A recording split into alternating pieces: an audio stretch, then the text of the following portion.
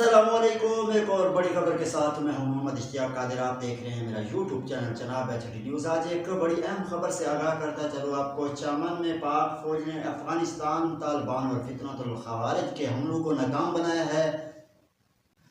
ISPR के मुताबिक अफगान तालिबान और फितनतुल खवारिज की जानिब से बलोचिस्तान के स्पिन बोल्दिक में 4 मकामात पर हमले किए गए। ताहम पाक फौज की जानिब से कार्रवाई में अफगान तालिबान को पीछे हटने पर मजबूर कर दिया, जबकि पाक फौज की कार्रवाई में 15 से 20 अफगान तालिबान हलाक भी हुए हैं।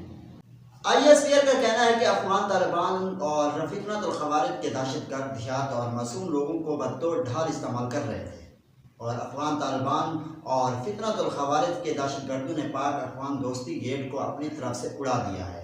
ये अमल उनके लिए तजारती और कबायली तल्लुकात के बारे में बहुत नखस्ता सोच ज़हर करता है। ISPR के मुताबिक इलाके की सूरत हाल अब भी कुशीदा है और गैर यकीनी बनाई जा रही है।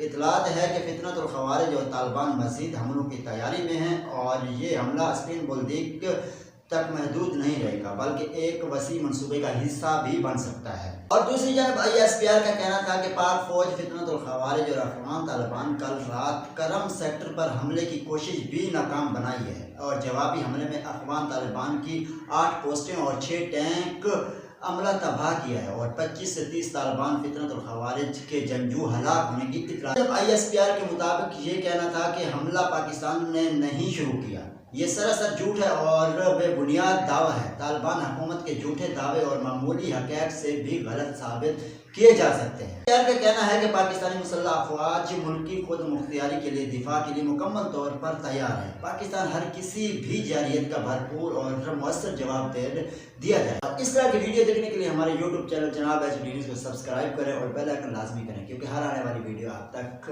पहुँच सके।